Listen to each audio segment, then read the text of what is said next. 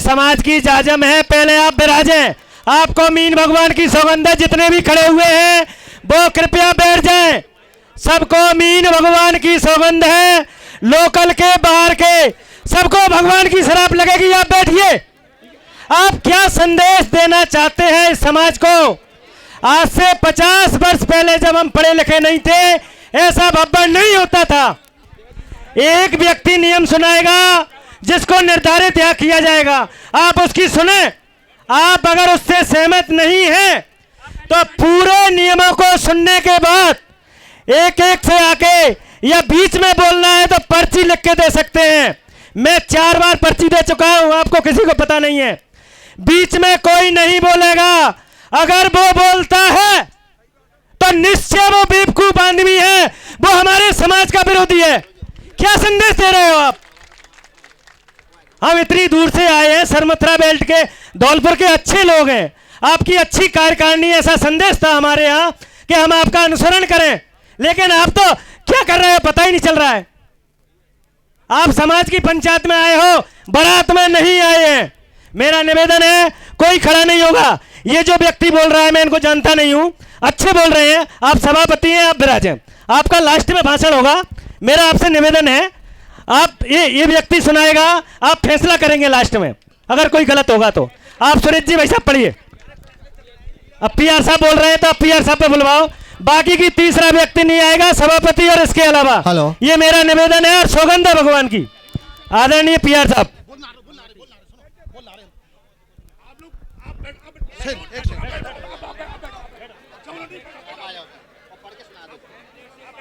आप सभी बंधुओं से निवेदन है, एक बार सभी मीन भगवान का जयकारा बोलेंगे। बोल मीन भगवान की। आदरणीय पीआर साहब, अब आप 2 शब्द कहें।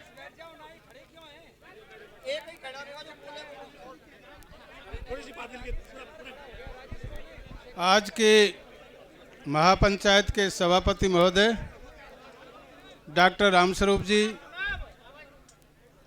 आज की महापंचायत के सेक्रेटरी श्री सियाराम जी, जो श्री महावीर जी में भी सेक्रेटरी थे, लगता है परमानेंट सेक्रेटरी हो आप।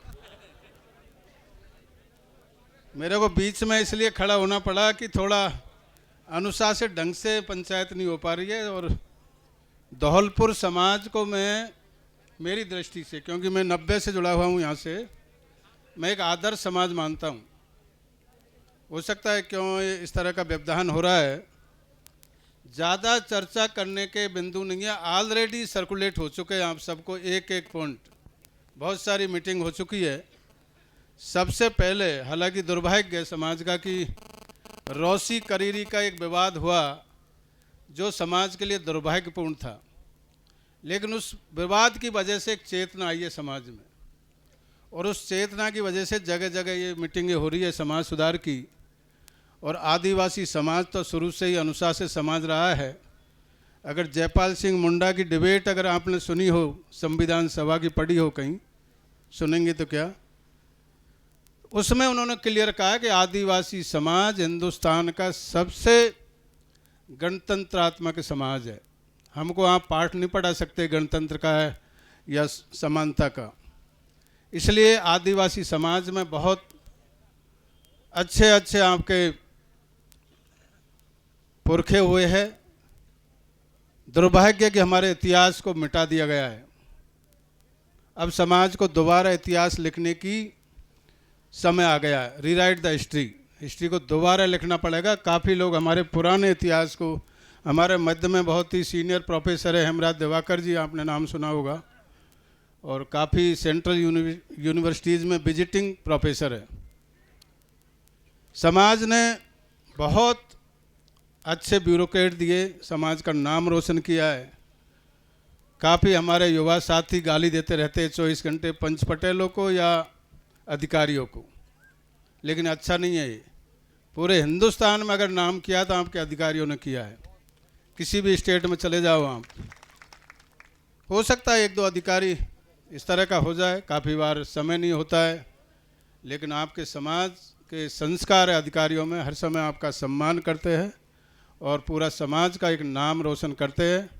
कन्याकुमारी से कश्मीर तक किसी स्टेट में चले जाओ, आपके IAS IPS आज की डेट में हिंदुस्तान के हर स्टेट में है, चाहे कलेक्टर हो, चाहे एसपी हो, चाहे चीफ सेक्रेटरी हो, डीजी हो, सब ने नाम रोशन किया समाज का। इसलिए उनको भी साथ लेके चलो, गाली मत दो उनको ज़्यादा। और ऐसे ही पंच पटेलों को भी सम्मान सहित हमको दोबारा स्थापित करना है, पंच पटेल की जो व्यवस्था है इसको, इसलिए पंचायतें की जा रही है जगह जगह।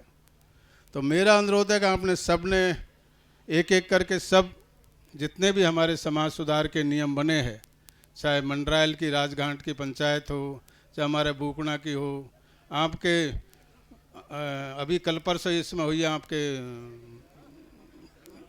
महावीर जी में तो हुई थी, लेकिन समलेटी में हुई थी जिसमें काफ़ी अच्छे नियम बनाए थे। आपके पछवाड़े में हुई है कल परसों, जिस दिन वो 9 तारीख को श्री महावीर जी में थी उसी दिन। तो ज़्यादातर तो आपके सब नियम लोगों ने स्वीकार किए हैं। इसमें मेन है कि फिजूल खर्ची बंद करो और इसकी बजाय बच्चों की पढ़ाई पे ध्यान देना है, सकारात्मक चीज़ बात करनी है। हमको 24 घंटे इस पे प्रतिबंध लगा दो, इस पे प्रतिबंध लगानो, उसकी बजाय हमको जो पैसा बचता है फिजूल खर्ची का, उसको बच्चों पे खर्च करें। आपके यहाँ तो डॉक्टर सतपाल जी ने बहुत अच्छा किया हुआ है, आपके बाड़ी में, आपके सरमुथरा में और पूरे हिंदुस्तान में नाम भी है, सोच बदलो गांव बदलो। तो इस तरह की मुहिम यहाँ चला रखी है, उसी में बच्चों को लाए। हम भी दिल्ली में एक छात्रावास बना रहे हैं। आपका दिल्ली में बताना चाहूँगा, काफ़ी लोगों को शायद पता नहीं, दिल्ली में मीना समाज का एसटी का रिजर्वेशन 97-98 में ख़त्म हो गया था बिल्कुल। ये तो हम लोग अधिकारी और कुछ मिलजुल करके supreme court, high court, supreme court तक केस लड़ा और दोबारा वो रिजर्वेशन रेस्टोर हुआ, जिसकी वजह से कम 20,000 कर्मचारी हमारे दिल्ली में कार्यरत है। तो ऐसा काम करो। अभी हम छात्रावास बना रहे, जो बच्चा टैलेंटेड है, जिस परिवार में कोई सर्विस में नहीं है लेकिन बच्चा टैलेंटेड है और कोचिंग का खर्चा करने में असमर्थ है, वो परिवार 8-10 लाख का खर्चा होता है, हम वैसे गरीब बैकग्राउंड से है, उन बच्चों को ही प्राथमिकता दी जाएगी। हम अगस्त के आसपास, आप जो भी आना चाहोगे अपन निमंत्रण दिया जाएगा, आप लोग भी आए। हम तो चाहते हैं पंच पटेल भी वहाँ पर आए, हम हर साल फंक्शन भी करते हैं। तो मैं चाहूँगा कि इस बैकग्राउंड के बच्चों को, जो रियली टैलेंटेड है, इंटेलिजेंट बच्चे, लेकिन आर्थिक तंगी की वजह से वो पढ़ नहीं पा रहे, उनकी मदद करो आप, वो ज़िंदगी भर तक याद करेगा आपको। कुंजीलाल जी का ये उदाहरण देख लो। यहाँ एक प्रोफेसर थे करौली में, नाम भूल गया, हाँ, अजमेर में रजिस्ट्रार भी रहे, उन्होंने पढ़ाया है, जगराम मीना जी। उसको कुंजीलाल भी आज भी नतमस्तक करते हैं, सलाम करते हैं कि मैं इनकी वजह से यहाँ पहुँचा हूँ। ऐसी मदद करो बच्चे की, टैलेंटेड बच्चों की। ये सब रूढ़ीबाजी, ये आपस की पंचायत या गुजायत वायर कर दियो या दंड दे दियो, ये सब छोड़ो, सकारात्मक सोच के साथ आगे बढ़ो। मैं अभी यहाँ पर कॉर्नर मोड़ पे बैठा था, दिल्ली से आया था, मेरे साथ वो राजेश भाई ने काफ़ी अच्छी गाड़ी चलाई, जो टाइम से पहुँचा दिया मेरे को। नहीं, मैं तबीयत ठीक नहीं थी, डॉक्टर के यहाँ गए थे वाइफ के साथ में, लेकिन यहाँ आदेश था डॉक्टर साहब का, हमारे धौलपुर के मीना समाज के अध्यक्ष किशन सिंह जी के साहब आना ही है। तो मेरा अनुरोध सिंपल से इस तरह एजुकेशन, हेल्थ, उसमें ध्यान दो। ये तो डांग का एरिया 90%, कल मैं विधानसभा की डिबेट सुन रहा था कि साहब 90% तो फॉरेस्ट है, हमें रोजगार नहीं है लोगों के पास में। तो इस तरह का उसमें तो शिक्षा या और इस तरह की बातों में ध्यान दे। मेरा अनुरोध है कि सबसे ज़्यादा जो आज की डेट में आप लोगों ने 20-25 पॉइंट बनाए, आपने फिर भी थोड़ा संयमित रूप से बनाए हैं, उनका मैं एक बार जिक्र कर दूं।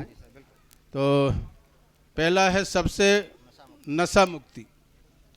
नशा मुक्ति 2-3 तरह की हो गई है।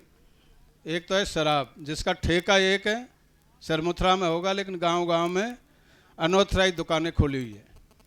वो अनऑथराइज दुकानों को हमको बंद करवाना है हर हालत में। इससे पूरा का पूरा एरिया बर्बाद हो रहा है, युवा पीढ़ी बर्बाद हो रही है। लेकिन इसकी अनुपालना कौन करेगा?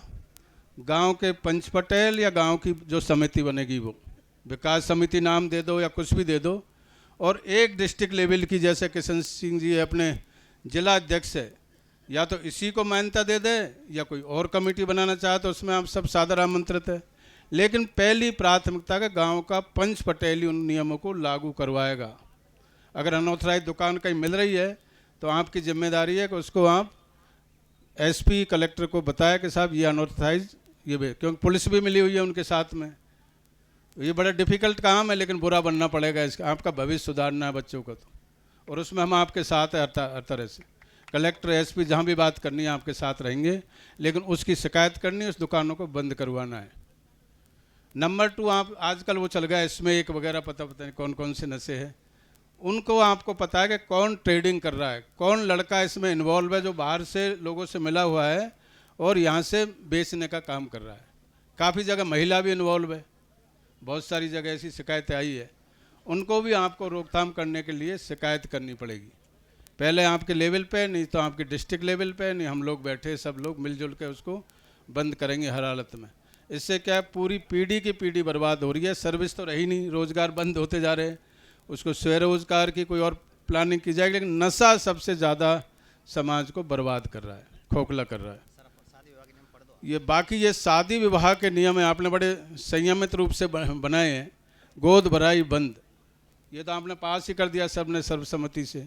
ये रौसी का प्रकरण भी गोद भराई से शुरू हुआ है। बच्चा नौकरी कर रहा है कहीं चेन्नई में, पता नहीं साउथ में, उसने लड़की को देखा ही नहीं, गोद भरने चले गए जी बिचौलियों के साथ में।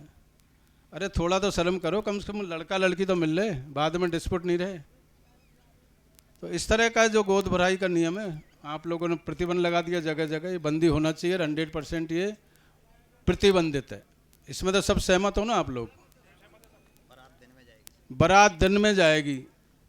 अभी 28 ने नियम पास किया था कि साहब बारात दिन में तो जाएगी, लेकिन वो कह रहा है कि आज के दिन ही भात उड़ रहा है वहाँ पर, तो वो कह रहा है साहब लेट हो जाओ थोड़े से, अभी हम भात उड़ा रहे हैं, वो नहीं चलेगा। आपके घर से 12 बजे बारात निकल जानी चाहिए, ज़्यादा से ज़्यादा 12-1 बजे के आसपास, जब भी वापस आ पाएगी टाइम से। तो इसलिए मैं अभी एक गुजर भाई मिला मेरे को यहाँ पर, क्या नाम है, मोड़ पे, कोंडल मोड़ पे ही, वो कह रहा था हमारा तो गुजरों का आपने देखा ही होगा, कर गुजर भाई यहाँ पर है तो मैं अप्रिशिएट करना चाहूँगा। उनका बाकायदा दिन में बारात जाती है। कोई कह रहे जी जून जुलाई में तो गर्मी बहुत पड़ेगी, अरे उनको नहीं लगती है गर्मी भाई, आपको अलग ही लगेगी क्या? तो इसलिए ये नियम बना लो कि 12-1 बजे तक बारात निकल जानी चाहिए। डीजे चेन्नई में और रिटायरमेंट जन्मदिन पार्टी सभी में डीजे बंद करने का आपने प्रस्ताव पास किया, मैं देख रहा था जब। डीजे का काफ़ी जगह कहा साहब 2 कॉलम तो अलाउ कर दो, काफ़ी जगह अलाउ भी किया है, लेकिन आप लोगों ने शायद ये किया है कि टोटली बंद होना चाहिए। तो ये बहुत अच्छी बात है, आपने सर्वसम्मति से डिसीजन लिया है डीजे का। आतिशबाजी पर पूर्ण प्रतिबंध, ये फिजूल खर्ची है, कोई मतलब नहीं, बल्कि आप पॉल्यूशन और फैलाते हो, वो भी पॉल्यूशन में इजाफा करते हैं, इसलिए आतिशबाजी भी पूर्णतः आपने बंद कर दिया, बहुत अच्छी बात है। बफर खाना, पंगत में खाना, तो बफर खाने में तो क्या होता है, कई बार झूठा झूठ हो जाती है, शुद्ध आदमी खाना भी नहीं खाना चाहता है कई बार, यहाँ कहाँ है, इसलिए चाहे आप टेबल लगा के बैठा के खाना खिलाओ या पंगत में नीचे बैठा के खाना खिलाओ, तो वो सबसे बेटर रहेगा, बातचीत नहीं करे प्लीज़। तो इसलिए बैठा के बारात को खाना खिलाना वो सबसे बेहतर है, और इसको सभी ने स्वीकार किया है।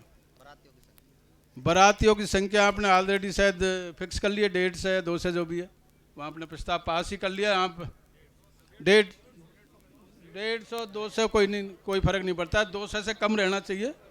इसका बाकायदा एक पंपलेट छपेगा इस मीटिंग के बाद में और सर्कुलेट होगा सभी को।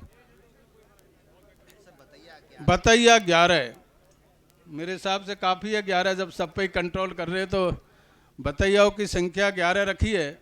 भातई जब देने जाते हैं पूरा 100-200 की तादाद में चले जाते हैं, और वो बहन सबको एक नारियल और बतासे वो पोट्री देती है, इसलिए टोटली बंद होना चाहिए। वो भी आप लोगों ने अभी प्रस्ताव पास किया कि साहब एक जो मेन भातई है उसको नारियल दिया जाएगा, तिलक किया जाएगा, तो ये सबसे अच्छा लगा मेरे को। ये क्या है, जो दोबारा दुल्हन को लेने जाते हैं, क्योंकि टीका तो बंद कर दिया आपने, मिलनी बंद हो गई, तो जो जाएंगे 5 आदमी या जो भी है 7-8 आदमी, वही जाके मिलनी करेंगे। लिमिटेड इसकी संख्या आपने 5 की है, 5, 6, 7 जो भी है।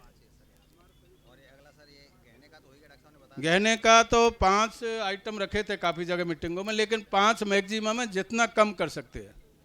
ऐसा नहीं है कि अपना मेन तो फिजूल खर्ची को या खर्चे को रोकना है, हमारी साइड में सामूहिक विवाह शुरू किया था जयपाल जी ने, डॉक्टर जयपाल जी को सभी जानते होंगे आप, और काफ़ी चला वो, लेकिन बाद में कोई मोटरसाइकिल देने लग गया, कोई और देने लग गया, तो उसका माहौल ही ख़राब कर दिया।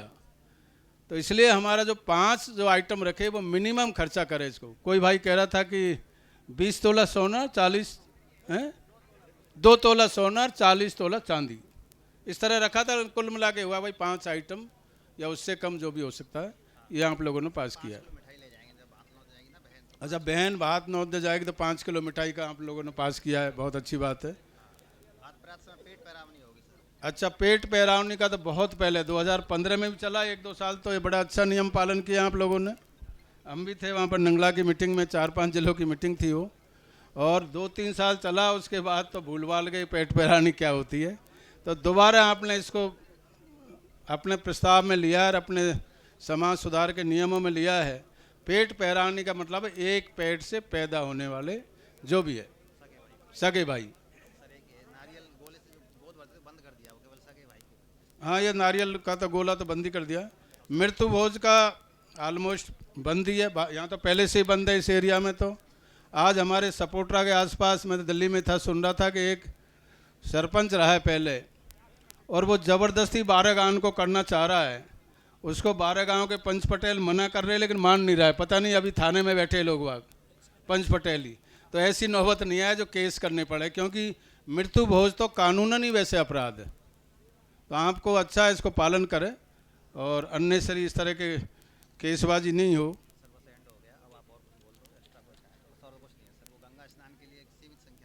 अच्छा, गंगा स्नान के बाद पैरावनी होती थी शायद, वो भी शायद बंद है सभी ने। तो ये सब नियम आप लोगों ने पास किए हैं। मैं सभी को जो आज आए हुए उनको रियली धन्यवाद देना चाहूँगा। और मैं आपके मध्य में आया हूँ इसलिए कि धौलपुर समाज मेरे लिए पूरे राजस्थान में सबसे आदर्श समाज है। आज की डेट में अगर डॉक्टर साहब को जिस ऊंचाई तक पहुंचाया आप लोगों ने, वो केवल धौलपुर मीणा समाज की देन है आज भी। दूसरा, मैं यहाँ पर डॉक्टर साहब के चुनाव में भी रहा हूँ, हरसाय मीना जी के चुनाव में भी रहा हूँ, लेकिन उस समय ये नहीं थी ईवीएम। उस समय तो जिसने चाहे उसने रिजेक्ट करा दिए। महारानी ने आकर बैठ करके और जसवंत सिंह को जिता करके कम से कम 1500 वोट रिजेक्ट कराए और केवल 300 वोटों से हार गया हमारा आदमी। वो भी कोई बड़ा गांव है यहाँ पर, कौन सा गांव है?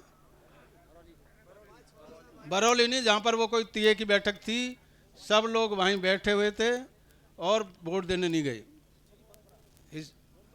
हाँ, पता नहीं कौन सा गांव था, लेकिन 300 वोट ज़्यादा नहीं, 200 वोट होते तो आज की डेट में यहाँ का इतिहास अलग होता। हो सकता है उसके बाद में डिलिमिटेशन हुआ यहाँ का असेंबलीज का, पार्लियामेंट का, वो दूसरा ही रूप लेता अगर हमारा कैंडिडेट होता तो मेरा अनुरोध है कि सब तरह से जागरूक रहे। और पूरे हिंदुस्तान में मैसेज है कि मीना समाज तो बहुत पढ़ा लिखा समाज है, तो उसको अपन को उसको दर्शाना भी है, ताकत के बल से, समझदारी के बल से इसको स्थापित भी करना पूरे हिंदुस्तान में कि मीना समाज एक है।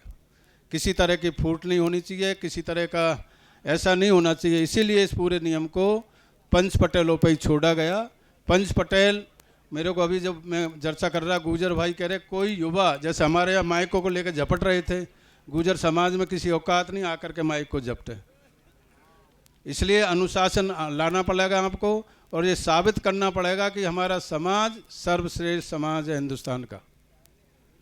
ये आप पर डिपेंड करता है। सभी यहाँ पंच पटेल, सभी जिम्मेदार लोग बैठे हुए हैं, और जहाँ कहीं कमी लगती है वो खुल के बताए। हम उस किसी का साथ नहीं देंगे। जो इन नियमों का उल्लंघन करेगा, पहले खुद पे अपनाओ। अगर मेरा सगा भाई भी ये करता है, उल्लंघन करता है, तो मैं उसकी शादी ब्याह में नहीं जाऊंगा। ये खुद को संकल्प करना पड़ेगा, जब ही जाकर के ये नियम पारित होंगे। काफ़ी इस दौरान देखा, हमारे गांव की बारात जा रही, 6 बजा दिए घर में, मैं भैया हम तो बारात में नहीं जाएंगे। जब समाज ने कोई नियम पास कर दिए, इसलिए 12-1 बजे का टाइम रखो और टाइमली वापस बारात आ जाए। जो नियम पास कर रहे हैं इनकी मजाक नहीं होनी चाहिए। एक मीटिंग में लाखों का खर्चा होता है, लोगों को मोबिलाइज करते हैं आप लोग, इतने लोग यहाँ समय खराब करके आते हैं। तो जितने भी प्रस्ताव पास किए गए यहाँ पर, पहले खुद पे अपना है। इसलिए मेरा अनुरोध है कि आप लोग आए यहाँ पर और बहुत अच्छा एक मैसेज दे के जा रहे हैं। और मेरे हिसाब से सोशल मीडिया वाले काफ़ी है साथी लोग, कहीं गलती भी हो जाए तो उसको पॉजिटिव वे में ही पेश करें। जो भी मोबाइल पे मैसेज देते हैं कि आज बहुत अच्छे प्रस्ताव पास हुए, ऐसा नहीं है कि युवा साथी कहने लग जाए जी हमारी तो सुनी नहीं किसी ने। इस तरह की आवाज़ आ रही है बहुत जगह से, जैसे यज्ञ की रिस्क आ रही है। काफ़ी लोग कह रहे साहब ये जो यज्ञ है, महाभारत, रामायण है, ये क्यों बंद कर दी? हमने कहा आडंबर, पहला पॉइंट वही है शायद ना, अंधविश्वास पाखंडवाद से मुक्त समाज। क्यों कर रहे? करोड़ों रुपए यज्ञ में खर्च होते हैं, आपका भंडारा करते हैं लंबा चौड़ा, इनको बंद करो ना। इतना पैसा कहीं और लगाओ, कहीं स्कूल में कमरे बनाओ, कहीं स्कूल में कोई फैसिलिटी नहीं है पानी की या बाउंड्री की, उसको ठीक कराओ। तो इसीलिए आप लोगों ने मेरे को सुना, मेरे को बहुत अच्छा लगा, बहुत बहुत धन्यवाद। और ख़ास तौर से हमारे सभापति जी, हमारे सबसे पुराने डॉक्टर साहब ने हरसाया जी के चुनाव में हमने इनके ऑफिस को कार्यालय बना लिया था, 95-6 की बात है शायद, और इनको भुगतना पड़ा और बाड़मेर के दर्शन करने पड़े इनको। तो मैं तो इनको महानता को दाद देना चाहूँगा, फिर भी समाज के साथ हर समय खड़े रहते हैं। ऐसे ही सियाराम जी है, और हमारे प्रोफेसर डॉक्टर देवाकर जी है, ये कुछ बोलना चाहेंगे शायद। बुद्धि जी भी अपने गांव में लाइब्रेरी भी स्थापित कर रहे हैं। मेरा तो ये भी अनुरोध है कि बड़े बड़े गांव में लाइब्रेरी भी स्थापित करवाओ, या जहां आपका समाज का वो है उसको। अभी भादों के महीने हमारे समाज में धर्म होते हैं, हर काम पे 2-3 लाख की अगुवाई करके और गरीब लोगों को जबरदस्ती 1100 2100 रुपए लग देते हैं, उसको बंद किया जाए। चलो फिर भी इन भाई का ये कहना है कि भादों के महीने में जबरदस्ती गरीब परिवारों से उगाई करके और धर्म करते हैं, ऐसा नहीं करें। मेरा अनुरोध है सभी से, सभी सहमत होने इसमें? ये लो भैया, देख लो आपके सामने सब सहमत है। चलो थैंक यू देवाकर जी।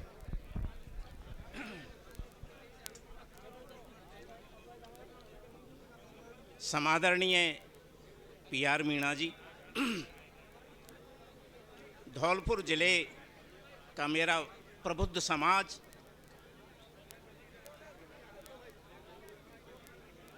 आज की यह जो ऐतिहासिक बैठक संपन्न हुई है,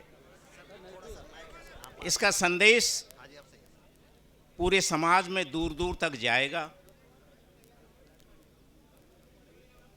जितने भी नियमों पर परिचर्चा हुई है, मेरा विनम्र अनुरोध है कि समाज के उत्थान और विकास के लिए और समाज को सर्वोत्कृष्ट ऊंचाई पर पहुंचाने के लिए हमें इन नियमों का परिपालन करना है। मैं चाहता हूं कि मेरा समाज, मीणा समाज, आर्थिक दृष्टि से संपन्न बने, शैक्षिक दृष्टि से बहुत ऊंची ऊंचाइयां छूने का प्रयास करे और विकास के रास्ते पर अग्रसर हो।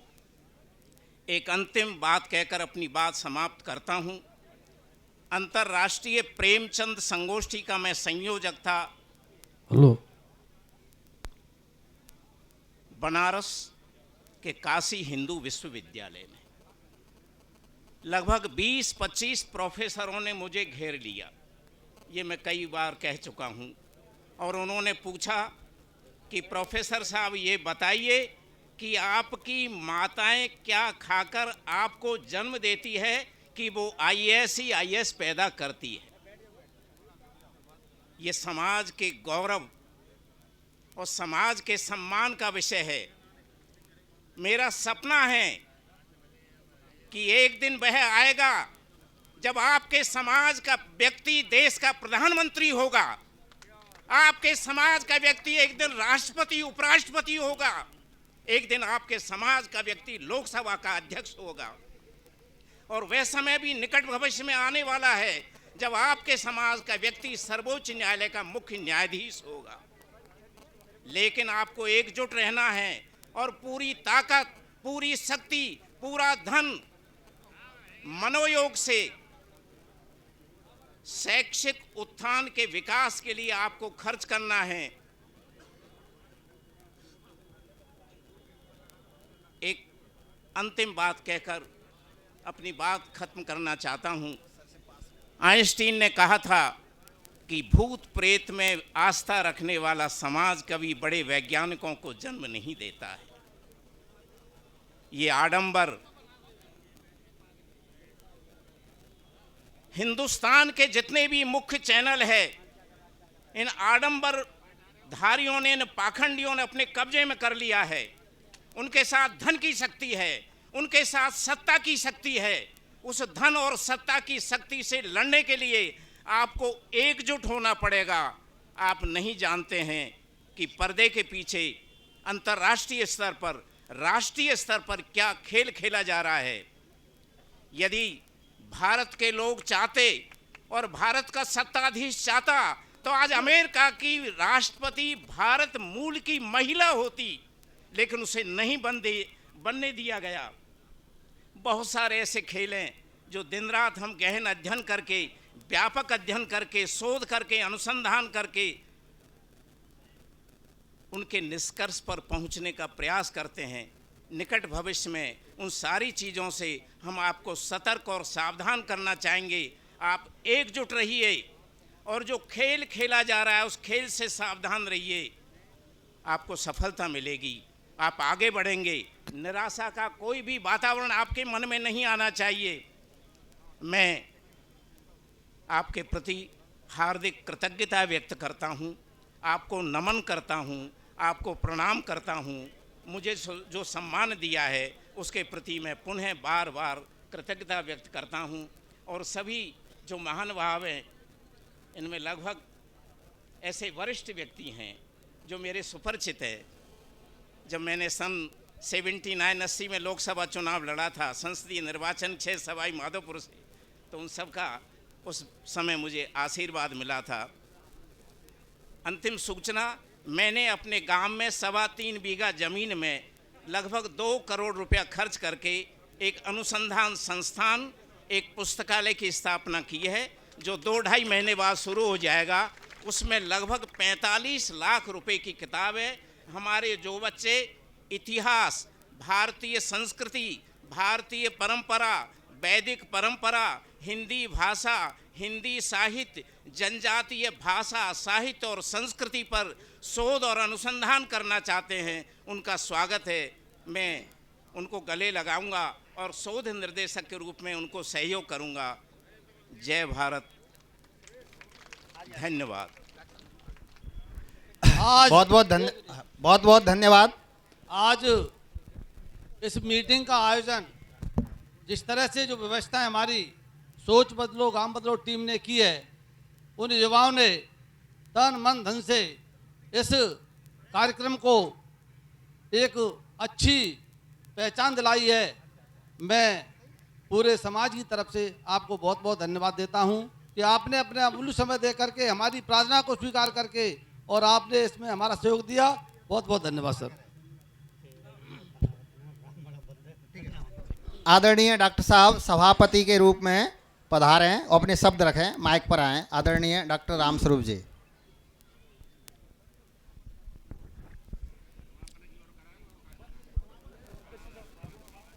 सम्माननीय मेरे पिता तुल्य बुजुर्गों, युवा साथियों, पत्रकार बंधुओं, व बाहर से पधारे हुए, धौलपुर जिले के बाहर से पधारे हुए मेरे सभी गणमान्य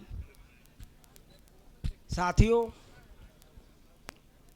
दिल्ली से पधारे हुए PR मीना साहब, डॉक्टर हेमराज जी दिवाकर साहब, इन लोगों का मैं बहुत बहुत आभारी हूँ। PR मीना साहब से कल हमने निवेदन किया, साहब पधारे हमारी मीटिंग में। साहब ने थोड़ी असमर्थता जताई कि मेरी पत्नी तबीयत खराब है, तो ये इसके बावजूद भी पत्नी को अस्पताल में दिखा के दिल्ली से चल के यहाँ आए, तो इनके हम बहुत बहुत आभारी हैं। पूरा समाज हमारा बहुत बहुत आभारी है। साथियों, ये नियम तो आप लोगों की सहमति से बन गए। नियम तो बन जाते हैं, सरकारें भी नियम बनाती हैं, सब कुछ होता है, पर इन नियमों की पालना करना आप लोगों की जिम्मेदारी है। ये कार्यकारिणी नहीं करेगी, जिम्मेदारी नियमों की पालना करना आपकी जिम्मेदारी है। मेरा निवेदन है कि ये इसके लिए अलग से पंपलेट छपवाएंगे, पंपलेट छपेंगे, आपके गांव गांव में पंपलेट पहुंचेंगे। वहाँ आपको ग्राम समिति बनानी पड़ेगी, उसमें पंच पटेल भी होंगे, युवा साथी भी होंगे और हमारे जो सामाजिक कार्यकर्ता हैं वो भी होंगे। 11 आदमी की, 21 आदमी की आपको कमेटी बनानी पड़ेगी। वो कमेटी ही इन नियमों का पालन करने के लिए जिम्मेदार होगी।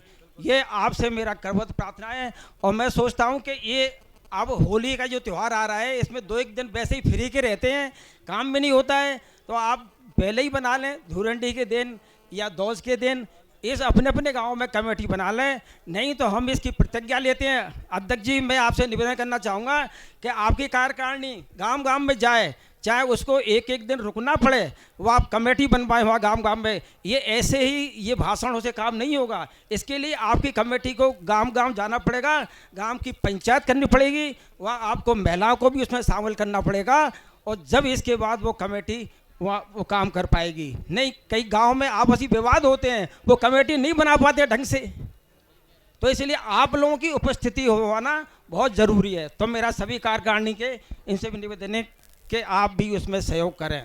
आप लोग सब पधारे, आपने इतना सहयोग दिया, इतना इसको महापंचायत को आपने सफल बनाया, इसके लिए मैं आप लोगों का तहे दिल से आपके चरणों में सिर नवाते हुए बहुत बहुत आभारी हूँ। जय हिंद, जय भारत।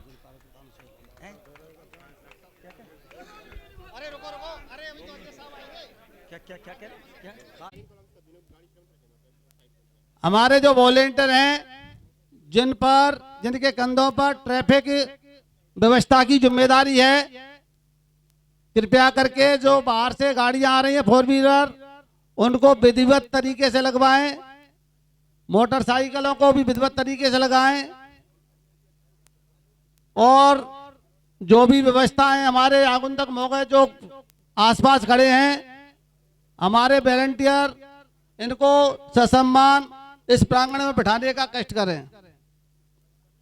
बंधुओं, आज हमारे जो युवा हैं उनमें इस तरह की प्रवृत्तियां बढ़ गई हैं जिनसे निजात पाना हमारे समाज के लिए बहुत ही कठिन कार्य है, जिसमें शराब है, दारू है, गांजा है, ड्रग्स है, कोकीन है, हेरोइन है, पता नहीं कितने तरह के ये नशा जो चल रहा है आज की दुनिया में, इसमें हमारी पीढ़ी इसमें लिप्त होती जा रही है, परिवार खत्म होते जा रहे हैं, और धीरे धीरे समाज में इस तरह की जो प्रवृत्ति बढ़ रही है, इससे हमारा समाज बहुत नीचा देख रहा है। हम देखते हैं थानों में तो मीणा, अगर कहीं झगड़ा कर रहे हैं तो मीणा, घर पे झगड़ा कर रहे हैं तो मीणा, तो ये हो क्या रहा है, इस पर आपको विचार करने की जरूरत है। इसके बाद में शादी ब्याह में जो फिजूल खर्ची है उस पर विचार होना है। अरे सुनो भाई साहब, अभी कमेटी बन रही है भाई साहब, थोड़ा सा अवगत करा देते, बस नहीं कर रहे हम तो केवल। अरे सुनो सर जी, हेलो, एक मिनट सुनो एक मिनट रुको यार, कमेटी बन रही है, हम तक कौन से बोल रहे।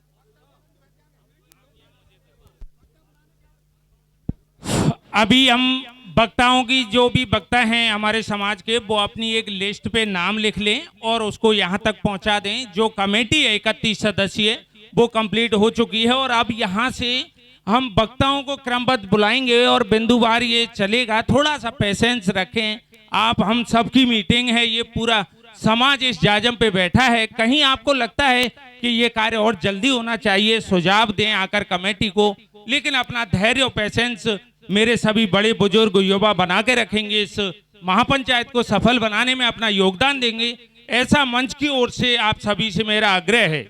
अभी आपके सामने जो पदाधिकारी हैं उनके स्वागत के लिए मैं चाहूंगा कि हमारी जो कमेटी है वो माल्यार्पण कर, जो आज के इस महापंचायत के अध्यक्ष, उपसभापति, सभापति और सचिव हैं, उनको माल्यार्पण कर उनका स्वागत करें।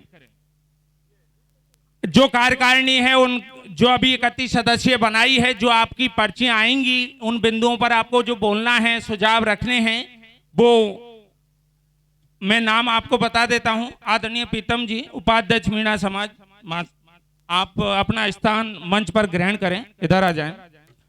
जो नाम है कमेटी के इस प्रकार हैं: श्री शेराम जी खरोली, श्री राम भरोसी जी बड़ा गांव, डॉक्टर मुकेश जी बिलोनी, श्रीमान बच्चन जी सरपंच चंद्रावली, श्री गुटुआ राम जी डोमई, श्रीमान अमरलाल जी छिंगापरा, श्रीमान वासुदेव जी बिजोली, श्रीमान रामेश्वर दयाल जी कुरगमा, आदरणीय रण सिंह जी लीलोटी, आदरणीय लज्जाराम जी कांकरेट, श्रीमान राम लखन जी कचपुरा, आदरणीय रामनाथ जी उमरे, श्रीमान जगदीश जी रावत कांसोटी खेड़ा, आदरणीय राधेलाल जी उमरे, आदरणीय हमारे पूर्व अध्यक्ष रघुवीर जी बरौली, आदरणीय लाखन जी गुरु जी बरौली, आदरणीय ओमवीर जी कंचनपुरा, श्री रामबाबू जी रेरई, आदरणीय केशव जी सिंगोरई, श्रीमान मोतीलाल जी सुनीपुर, आदरणीय भरतलाल जी सरपंच साहब उमरे,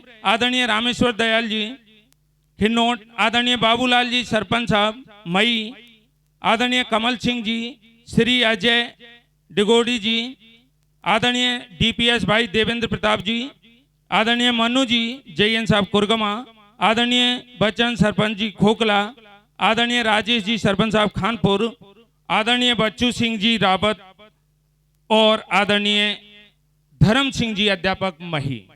ये जो 31 सदस्यीय कमेटी है, आप यहाँ पर जो भी वक्ता बोलेंगे, जो नियम लागू होंगे, ये जिले स्तर की एक तरह से कमेटी है जो इस महापंचायत में गठित की गई है, और जो भी बिंदु यहाँ से पारित होंगे भविष्य में भी इस कमेटी की बड़ी जिम्मेदारी रहने वाली है, क्योंकि इसका जो लागू होने का है वो तो ग्राम इकाई गठित होंगी, वो सारी चर्चा होंगी। अभी मैं आग्रह करूंगा आदरणीय अध्यक्ष जी, उपसभापति, सभापति जी को उनको माल्यार्पण कर उनका स्वागत करें और इसका संचालन जैसे, और जो वक्ता हैं हमारे वो बिंदु आपके सामने निर्धारित हैं। आप अपना नाम और इस बिंदु पर बोलना चाहते हैं वो अपनी जो एक स्लिप है नाम में लिखकर वो कमेटी तक पहुंचा दें। कमेटी जैसे अनुमति देगी उस स्लिप की आपका यहाँ से उच्चारण होगा और आप यहाँ आकर अपना जो भी समाज सुधार में आप क्या चाहते हैं, क्या होना चाहिए, बहुत बहुत धन्यवाद। आदरणीय डॉक्टर रामस्वरूप जी मोठियापरा, जो कि आज की इस महापंचायत, समाज सुधार महापंचायत के सभापति के पद पर विराजमान हैं, और साथ में ही आदरणीय उपसभापति प्रोफेसर हेमराज जी उनके साथ हैं। इनका हार्दिक स्वागत। उम्मीद करते हैं कि इनकी सभापतित्व में आज ये महापंचायत बहुत बेहतर सफल होगी। माल्यार्पण कर आदरणीय अध्यक्ष जी बागी स्थान ग्रहण करें। धन्यवाद। तो अभी जो भी वक्ता हैं, चाहे वो वक्ता हमारी इस कार्यकारिणी में इधर बैठे हों, कहीं भी हों, अपनी जो स्लिप है वो हमारी इस कार्यकारिणी तक पहुंचा दें। अभी मैं सबसे पहले आप सभी के समक्ष इस सबसे बड़ी जिम्मेदारी जिनके कंधों पर इस महापंचायत की दी गई है, जो इस समाज सुधार महापंचायत में सभापति के पद पर दायित्व निभाएंगे, उनसे मैं आग्रह करूंगा कि आप यहाँ बैठी समाज गंगा को आदरणीय डॉक्टर रामस्वरूप जी मंच पर आएं और संबोधित करें। उससे पूर्व आदरणीय सचिव जी, पूर्व महामंत्री जी, और उनका माल्यार्पण कर स्वागत कर दें। पूर्व जिला महामंत्री आदरणीय सुरेश जी और आदरणीय श्रीराम जी। चलो रहने दो। आदरणीय आज की इस महापंचायत के सभापति डॉक्टर रामस्वरूप जी।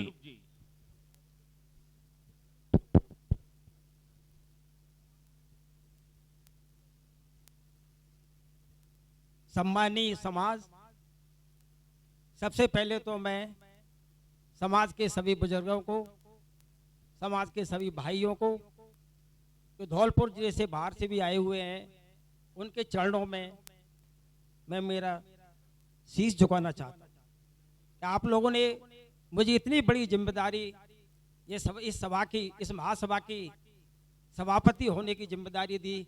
इसके लिए मैं आप सभी समाज का बहुत बहुत आभारी हूँ, हार्दिक आभारी हूँ। एक समय में एक निवेदन करना चाहूँगा कि जो भी मीटिंग में भाई बोले बड़े संजीदगी से अपने विचार रखें, किसी तरह का कोई अनर्गल शब्द ना करें, किसी व्यक्ति विशेष पर टिप्पणी ना करें, ऐसे किसी छीटाकशी ना करें। ये मेरा हाथ जोड़ के निवेदन है।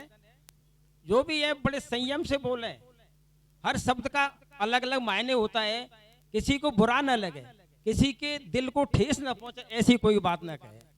ये सबसे पहले मैं आप लोगों को ये कहना चाहता हूँ, इसलिए इसको ध्यान पूर्वक आप सब सुने और बड़े संयम से अपने विचार रखें। ये समाज, सभी मेरे कार्यकारिणी के जो पदाधिकारी हैं उनसे भी मैं निवेदन करना चाहूंगा कि ये समाज आप लोगों की तरफ बड़ी उस वेदभावी से देख रहा है कि ये समाज के ये लोग क्या निर्णय लेंगे, इसको कैसे कार्यान्वित किया जाएगा। तो ये बहुत बड़ी जिम्मेदारी है। नियम तो सरकार भी बनाती है, कानून बनते हैं, पर उन पर अमल नहीं हो पाता है, फेल हो जाते हैं नियम। नियम तो हर चीज के बने होते हैं। ये नियम हम छोटे से थे, जब से ये पंचायत चली आ रही थी बड़े अच्छे नियम बनते थे। बारात में 51 आदमी जाएंगे, 5 गहने चीज बनेंगी, इतना ये होगा, पर आज तक कोई भी नियम सफल नहीं हुआ। नियम बने और नियम फेल हुए। तो मेरा आपसे करबद्ध प्रार्थना है, हाथ जोड़कर निवेदन है, ये पश्चिमी राजस्थान से शुरू हुई है ये मीटिंग है, अब ये आखिरी छोर है, ये धौलपुर जिला, इसमें ये आखिरी महासभा हो रही है। तो इसमें जो भी निर्णय हो वो ठोस हो, उन नियमों की पालना हो और सख्ती से उन पर निपटा जाए। अगर कोई भाई इन नियमों की अवहेलना करता है, चाहे वो भाई हो चाहे रिश्तेदार हो, इसमें कोई भाई भतीजावाद रिश्तेदारी नहीं निभानी पड़ेगी और सख्ती से उन नियमों की पालना करनी पड़ेगी। यही मेरा आपके चरणों में निवेदन है। जय हिंद, जय भारत, जय भीम, राम राम साहब। बहुत बहुत धन्यवाद आदरणीय सभापति जी। अभी हमारे जो व्यवस्थापक हैं, वॉलेंटियर हैं, पूरी मुस्तैदी के साथ व्यवस्थाओं को देख रहे हैं। फिर भी हमारे सम्मानित जो पंच पटेल पधारे हैं उनमें से 2-3 4 व्हीलर हैं, मैं आग्रह करूंगा कि आप उनको सेटल कर दें। नंबर है RJ 14 31 15, RJ 11 15 44 और 69 71 61 45। थोड़ा व्यवस्थित वॉलेंटियरों के द्वारा यहाँ दी गई है पर्ची। अभी मैं आदरणीय जो हमारे वक्ता हैं वो अब यहाँ शुरू हो रहे हैं और बिंदुवार चलेंगे, लेकिन सबसे पहली बात वो है कि हम यहाँ नियम लागू कर देंगे, प्रस्तावित हो जाएंगे, हमारी कमेटी उनको सर्वसम्मति से लागू करेगी, लेकिन उनकी पालना कैसे होगी, क्या होगा। तो एक पर्ची हमारे सामने है जो कमेटी ने यहाँ प्रस्तावित की है, तो उस पर एक बिंदु है दंडात्मक प्रक्रिया या नियमों की पालना के लिए क्या प्रक्रिया हो सकती है, उसको लेकर हमारे बीच में वक्ता आ रहे हैं आदरणीय डॉक्टर मुकेश जी बिलोनी। वो अपना जो सुझाव है वो देंगे। स्वागत है आपका।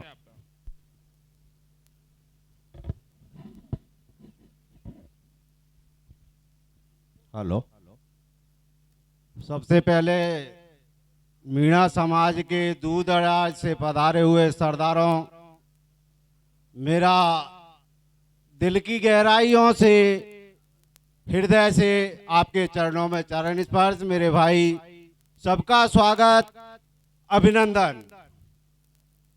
समाज एक ऐसी जाजम है जहाँ ना कोई छोटा ना कोई बड़ा, यहाँ भाई भाई, ना कोई जाजम एक ऐसी सरदारों की महफिल जहाँ से आपको एक संचालन की प्रक्रिया, आपको दिशा निर्देश, आपको जीवन जीने की सलाह, पूर्वज या बुजुर्गों की जो कहावत है, मेरे धूप से दौरे नहीं हुए, उस कहावत के पीछे भावार्थ होता है कि मैंने जीवन जिया, इतनी लंबी उम्र पाई, और उस लंबी उम्र में मैंने इतने उतार चढ़ाव देखे, और उस उतार चढ़ावों के बीच में ये हानि ये लाभ हुआ।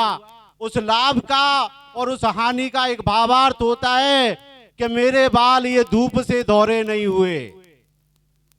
तो मैं सीधा जिस प्रक्रिया पे बोलना मेरा है, मैं दंडात्मक प्रक्रिया की बात करता हूं कि कोई अगर दोष या कोई गलती इस समाज में मानव व्यक्ति या मानव की रचना हुई है, वह गलती भी होती है और गलतियों का सुधार भी होता है, और जो सुधर जाए वही मानव रूपी है। गलतियों में जो सुधार ले जाए वही मानव रूपी है। तो दंडात्मक प्रक्रिया एक यहाँ कमेटी बनी हुई है। सबसे पहले जो भी दंड लागू हो वो इस कमेटी पर दुगना दंड लागू हो। इसमें सूत्र के हवाले से, जैसे आपने समाचार, पुलिस तंत्र, जो भी व्यवस्था ये कहते हैं, हमें सूत्रों से पता चला। सूत्रों का पता चलने का एक भावार्थ होता है कि उसका नाम गुप्त रखा जाता है, उसकी सूचनाएं छुपी हुई होती हैं, उसका नाम उजागर नहीं किया जाता। सूचना देने वाले आदमी को एक इनाम प्रस्तावित होगी, उसमें एक इनाम प्रस्तावित होगी। मेरा सभी संचालन या उसमें जो बैठे हुए लोग हैं वो बीच में ना बोलें। आप जाजम पे बैठे हो, आप इस आदमी को चुन के दो बात बोलने की अनुमति दे रहे हो, उसके बाद बीच में तोड़ रहे हो। सबसे पहले दंड आप पर किया जाए, यह मेरा ऐसा मानना है, व्यक्तिगत है मेरा, जाजम की तरफ से नहीं है। मैं दंडात्मक प्रक्रिया फिर पहुंचता हूं। आपको जो सूचना मिलती है, आपको जिस सूत्र से सूचना दी जाती है, अगर कमेटी के सदस्य ने वो बात कमेटी पर नहीं रही तो वो जो दंडात्मक प्रक्रिया में दंड है वो 4 गुना हो जाना चाहिए। तीसरा, आपको सह मिलना आपका किसी कमेटी के सदस्य से जान पहचान या रिश्तेदारी है, अगर आपको ये पता चलता है उसकी कांख लगी हुई है तो उस पर भी भारी भरकम दंड की प्रक्रिया लागू होनी चाहिए। आपको इन सारी दंडात्मक प्रक्रिया को अपने आप में समाज का एक अस्तित्व मानते हुए और उसी समाज का सदस्य मानोगे तो आपको हमेशा पूर्ण सहमति प्रदान की जाएगी। श्रीमान, ऊपर से यहाँ आए हुए बाहर के लोग या अतिथिगण या समाज के सरदार, इन सबको यहाँ मंच पर अपनी बात रखने का समय मिले। मैं अपनी बात यहीं खत्म करता हूं। धन्यवाद।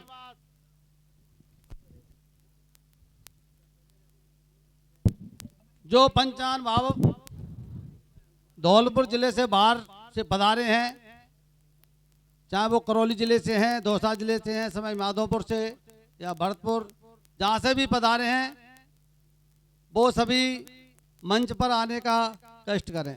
ससम्मान मंच पर पधारे बाहर से जो आए हैं। एक कमेटी की तरफ से सुझाव आया है कि जो भी वक्ता यहाँ बोलेगा उसका 3 से 5 मिनट का समय, अधिकतम 5 मिनट का, 3 मिनट का समय दिया गया है। केवल आपको जिस विषय पर हम कहेंगे उस विषय पर ही बोलना है, आप दूसरे विषय पर नहीं बोलें। सबसे पहले हमारा जो बिंदु है नशा मुक्ति। जो भी वक्ता बोलेगा, ये नशा मुक्ति जो हमारे समाज में बहुत बुरी तरह से इसने अपना घर कर लिया है, इससे हमारे समाज को किस तरह से मुक्ति मिल सकती है, किस तरह से हमारे समाज से नशा खत्म हो सकता है, केवल और केवल आपको निदान बताना है, उस पर चर्चा नहीं करनी है। कृपया करके जो भी वक्ता है, मात्र 3 मिनट का समय कमेटी ने दिया है। पहले कमेटी में आप लोग कमेटी में अपनी पर्ची देंगे, कमेटी निर्णय करेगी, जब भी आप यहाँ बोलेंगे।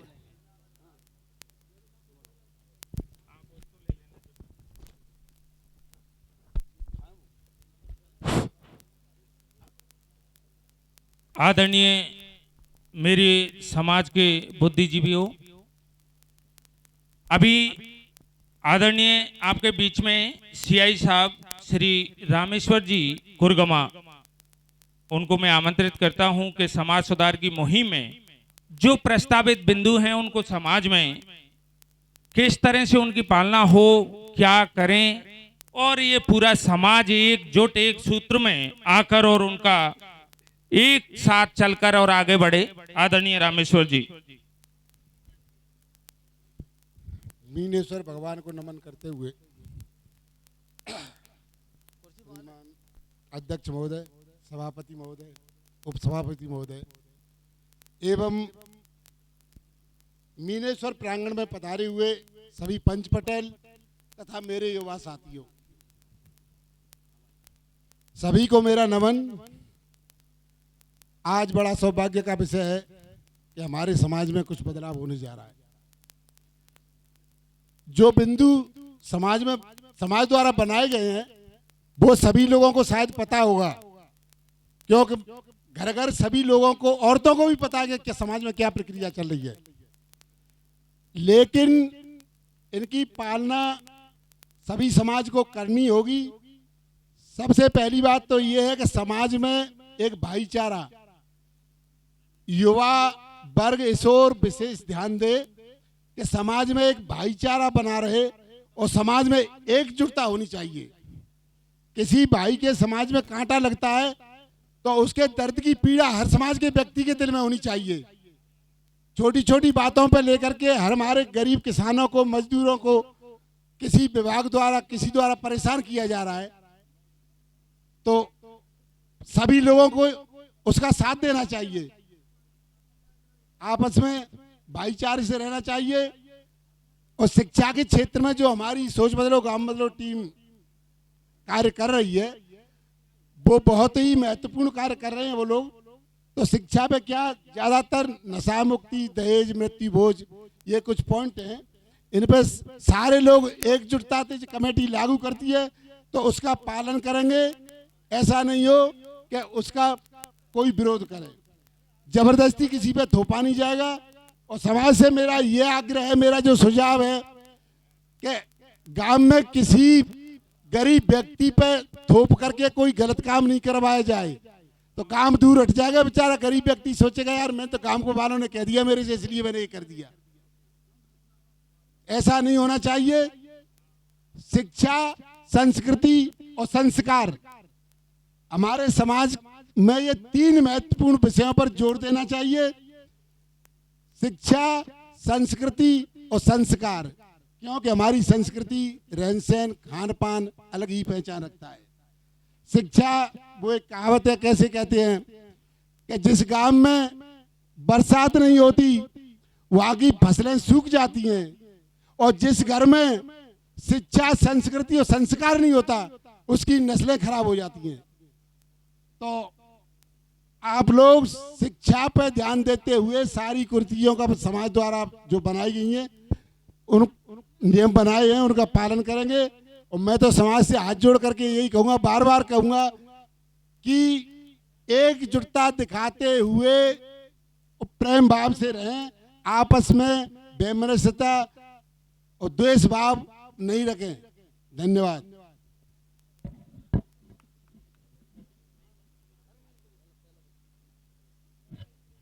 हेलो, आप सभी को नमस्कार। मैं सुरेश, उमरे का निवासी, आप सभी जानते होंगे, फिर भी आप सभी के चरणों में एक बार नमस्कार करता हूं और आप सभी का स्वागत करते हैं इस समाज सुधार की बैठक में। आपको सभी को समाज से लगाव है, आप जागरूक हैं, चाहे आप कितने भी पढ़े लिखे हैं या क्या काम धंधा करते हैं या जीविका का क्या साधन है, ये बात कोई मायने नहीं रखती है। आप यहाँ पर आए हैं और समाज की भलाई चाहते हैं, सबसे बड़ी बात ये मायने रखती है। इसके लिए आप सभी सम्मान के पात्र हैं। पूरे समाज की ओर से जो व्यक्ति अपने घरों पर बैठे हैं उनके लिए आप यहाँ माथापच्ची कर रहे हैं। पंचायत आज आगे बढ़ चुकी है। हमारे बीच में अभी करौली जिले से प्रमुख समाज सुधारक यहाँ पधार चुके हैं और आप सब पहले से भी पंचायत करते रहे हैं, मीटिंग करते रहे हैं। समाज सुधार की लंबी प्रक्रिया है जो कि मनुष्य के जन्म से जब से सामाजिक संगठन बने हैं चलती आ रही है और चलती रहेगी हमारे आपके बाद भी। आप सभी से निवेदन है कि बारी बारी से अपनी बात रखें और बाहर के लोग आए हैं तो थोड़ा अपने घर की इज्जत का भी ख्याल रखें। मेरा निवेदन है कि कोई ऐसी बात ना हो कि हमसे गलती हो, कमेटी में कोई नाम छूट गया हो या कोई बात हो, लिख जाएगा, कोई कमी होगी वो पूरी हो जाएगी अगली मीटिंग में। तो थोड़ा सा निवेदन है मेरा हाथ जोड़ करके कि शांति से, संयम से अपनी बात रखें। और बात किस बात पर रखनी है, ये सुधार की मीटिंग है, ये पोस्टर लगा हुआ है, इसमें लिखा हुआ है कि भाई जन्म होता है, जन्म के रीति रिवाज क्या होते हैं, जन्मदिन मनाना है कि नहीं मनाना है, छठी मनानी है कि नहीं मनानी है, शादी में क्या करना है, बाजे बजाने हैं कि नहीं बजाने हैं, डीजे बजाना है कि नहीं बजाना है, दहेज का क्या करना है, मर जाता है कोई व्यक्ति, मृत्यु भोज करना है कि नहीं करना है, कितना करना है, गंगा जी कितने आदमी जाएंगे, कितने नहीं जाएंगे, या पास की नदी में कहीं पास में आप जो अस्थियां विसर्जित कर देंगे, इन सब बातों पे अपने विचार रखो। मुख्य बात यह है कि जो रीतियां हैं वो आपको कुरीतियां लगती हैं क्या? अगर आपकी नज़र में कोई कुरीति लगती है और एक व्यक्ति को रीति लगती है तो इस पे विचार विमर्श रखें। और एक व्यक्ति के विचार अलग हो सकते हैं, दूसरे व्यक्ति के अलग हो सकते हैं, तो आप इसमें बुरा ना माने कि मैंने ये बात बोली और इन्होंने इसके अलग बात रख दी है। हर किसी का अलग अलग नज़रिया होता है चीज़ों को देखने का, इस बात का भी आप सम्मान करेंगे, आपसे निवेदन है। और आप आएंगे और 2 से 5 मिनट का समय है, एक एक मुद्दे पे अपनी बात रखेंगे, इधर उधर की बात नहीं करें। निवेदन है आपसे कि जन्म से लेकर मृत्यु तक के जो भी रीति रिवाज परंपराएं होती हैं, क्रिया प्रक्रियाएं होती हैं, जो बार बार होती हैं वही रीति रिवाज बन जाते हैं। कोई भी क्रिया कर्मकांड जो बार बार होता है परिवार में वो कर्मकांड बन जाता है, रीति रिवाज बन जाता है। इनको जारी रखना है या हटाना है, इस पे अपने सुझाव दीजिए आप बारी बारी से आकर के।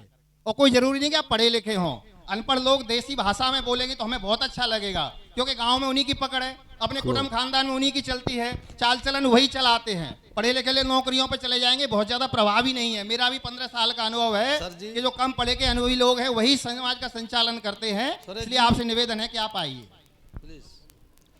अभी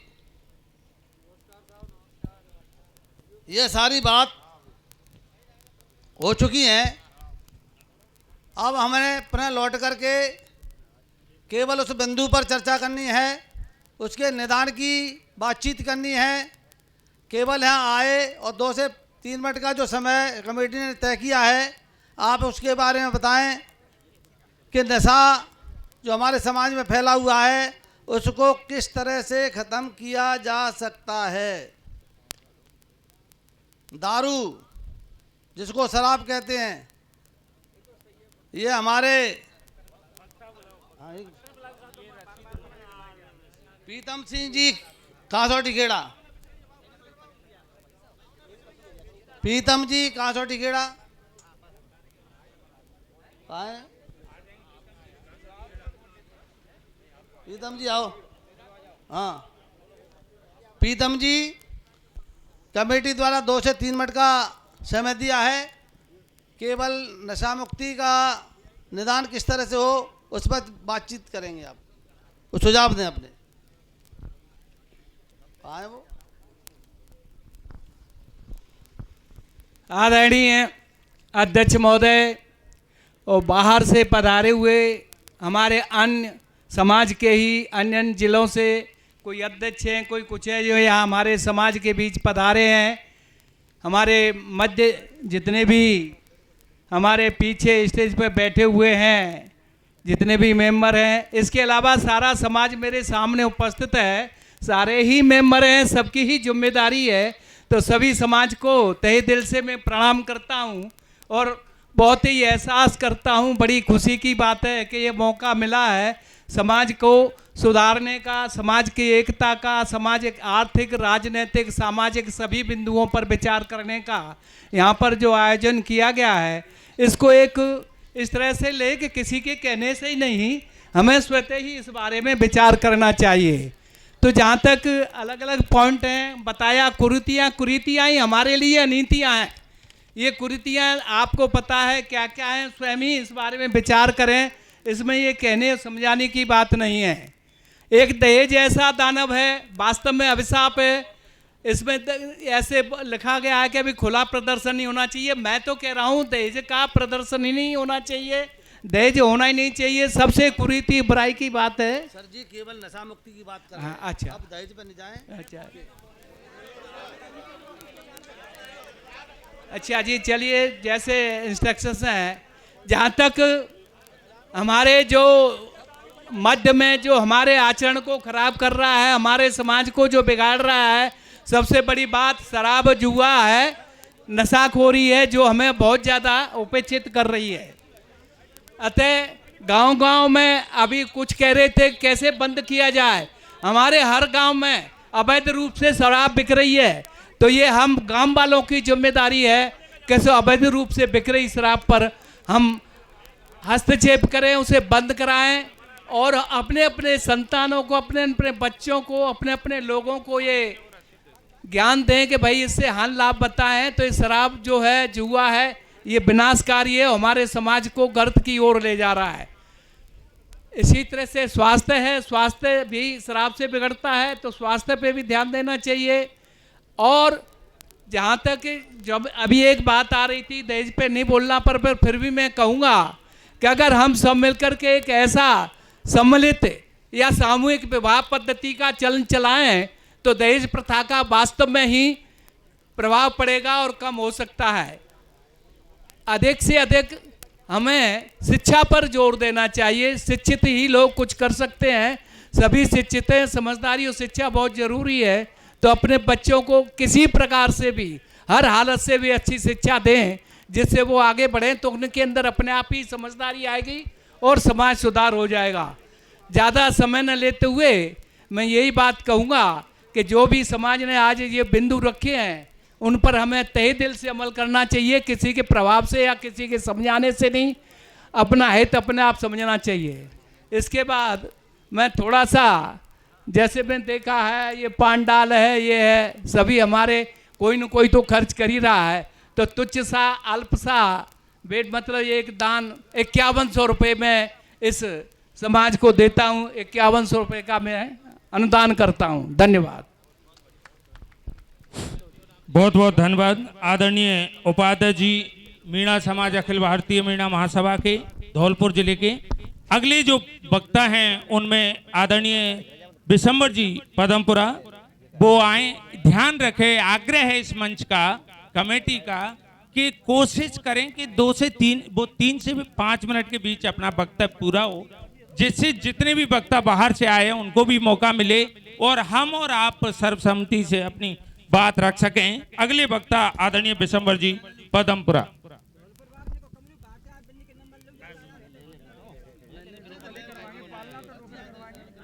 परम सम्मानीय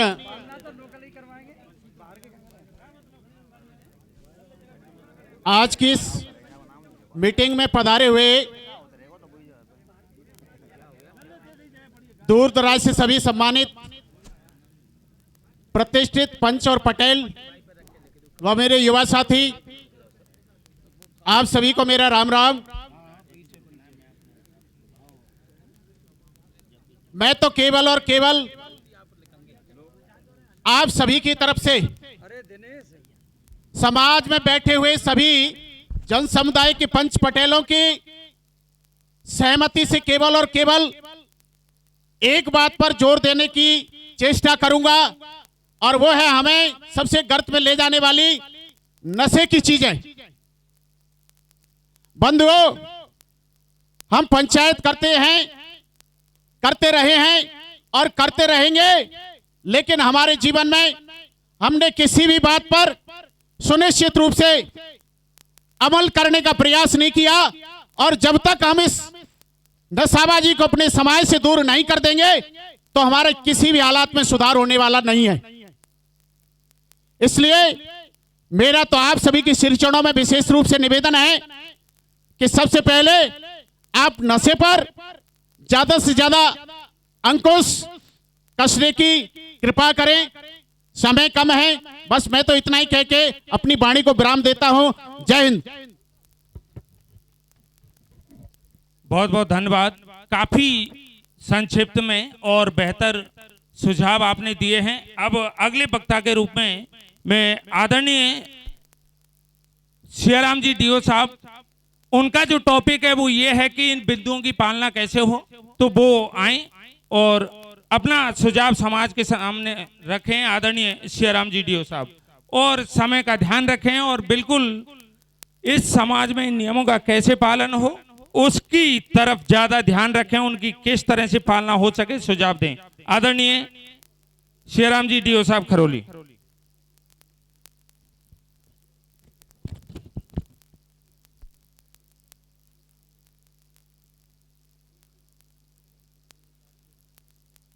बोलिए मीन भगवान की। आनंद नहीं आया भैया भगवान के चरणों में। बोलिए मीन भगवान की। आज की सभा के अध्यक्ष जी, उपाध्यक्ष जी, सेक्रेटरी साहब सुरेश जी, अध्यक्ष जी हमारे मीणा समाज के, इस पांडाल में विराजमान मीनीश भगवान के चरणों में समाज के बुजुर्ग, युवा, एकमात्र हमारे मातृशक्ति सीमा बहन जी, आप सबके लिए यहाँ पधारने पर बहुत बहुत साधुवाद, बहुत बहुत धन्यवाद। मुझे टॉपिक दिया है कि जो हमारे 10 बिंदु हैं, इनकी पालना समाज में कैसे हो। अभी महावीर जी में मीटिंग हुई थी, मैं उसमें जनरल सेक्रेटरी पूरे राष्ट्रीय स्तर की थी, वहां भी ये विषय आया था। तो मेरा तो ये मानना है, समाज यदि मन में ये ठान ले कि ये काम हमको करना है तो उसको कोई नहीं रोक सकता है। अब बात आती है कि इन 10 बिंदुओं की पालना पूरे धौलपुर जिले में मीणा समाज में किस तरीका से हो, इसके लिए मुझे दिशा निर्देश देने के लिए आमंत्रित किया गया है। तो जहां तक मेरी तुच्छ बुद्धि से मैं आपके हृदय मंदिर तक मेरी बात को पहुंचाऊं, वो बात यह है कि जब तक ग्राम पंचायत स्तर पर और प्रत्येक गांव स्तर पर हम हमारी समाज की कमेटी का गठन नहीं कर लेंगे, तब तक इन बिंदुओं की पालना ठीक तरीका से नहीं हो पाएगी।